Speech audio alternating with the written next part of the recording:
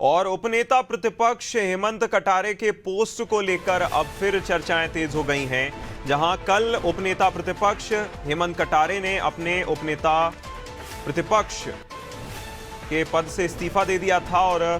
कांग्रेस अध्यक्ष मल्लिकार्जुन खड़गे को उन्होंने इस्तीफा भेजा था। हेमंत कटारे ने अब एक सोशल मीडिया पोस्ट लिखा है, अपने एक्स हैंडल पर यह पोस्ट लिखा और उन्होंने इसमें लिखा है कि सोमवार को सदन में तैयारी के साथ रहूंगा, पद से नहीं जनता का विश्वास ताकत है। जहां बीजेपी में जाने की जो अटकलें चल रही थी वह पूरी तरह गलत हैं, यानी कि भाजपा में शामिल होने की जो अटकलों को पूरी तरह उपनेता प्रतिपक्ष हेमंत कटारे ने खंडित कर दिया है, खंडन किया है पूरे दावों का और अफवाह बताया है। ये तस्वीरें आप देख सकते हैं, उपनेता प्रतिपक्ष हेमंत कटारे जो कि एक दिन पहले कांग्रेस से उपनेता प्रतिपक्ष के पद से इस्तीफा देकर चर्चाओं में रहे थे और उन्होंने अपने परिवार को समय ना दे पाना एक कारण बताया था इस्तीफे का। कांग्रेस अध्यक्ष मल्लिकार्जुन खड़गे को उन्होंने अपना इस्तीफा भेजा था। हालांकि अब तक इस्तीफा मंजूर नामंजूर को लेकर कोई बड़ी जानकारी निकलकर सामने नहीं आई है,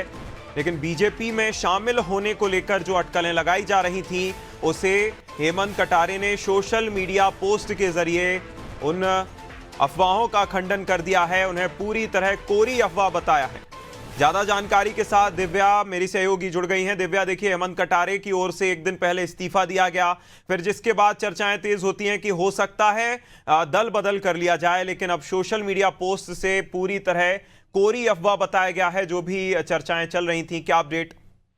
अभी ना इस पूरे मामले को आप देखें तो हेमंत कटारे जो कांग्रेस के विधायक है, उप नेता प्रतिपक्ष भी हैं, उन्होंने ये साफ किया है कि वो बीजेपी में नहीं जा रहे, लेकिन उन्होंने बिल्कुल भी ये साफ नहीं किया है या ना इस पे कोई टिप्पणी की है कि जो उनका इस्तीफा है वो उन्होंने वापस ले लिया, क्या वो अस्वीकार हो गया या वो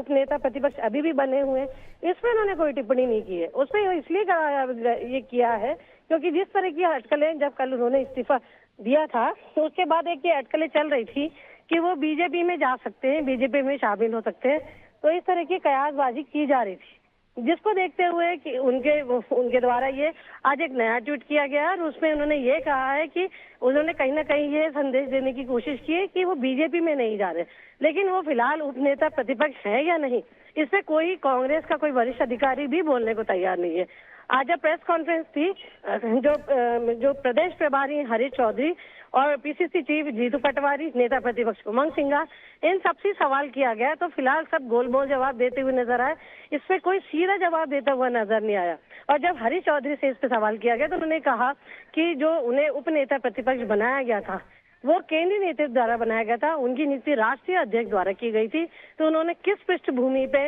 इस्तीफा दिया है, क्यों दिया है और उनका इस्तीफा स्वीकार किया गया है या नहीं, ये सारों सवालों का जवाब सिर्फ राष्ट्रीय नेता ही दे पाएंगे। बिल्कुल, इसका जवाब तो वही दे पाएंगे, लेकिन एक लाइन पर भी ध्यान दिया जाना जरूरी है जिसमें उन्होंने लिखा है कि पद से नहीं जनता के विश्वास से वह इस पद पर पहुंचे थे या फिर बड़ी जिम्मेदारी मिली थी। देखना होगा आगे क्या परिस्थितियां बनती हैं। दिव्या, बनी रहिएगा हमारे साथ, आपका फिर रुख करेंगे।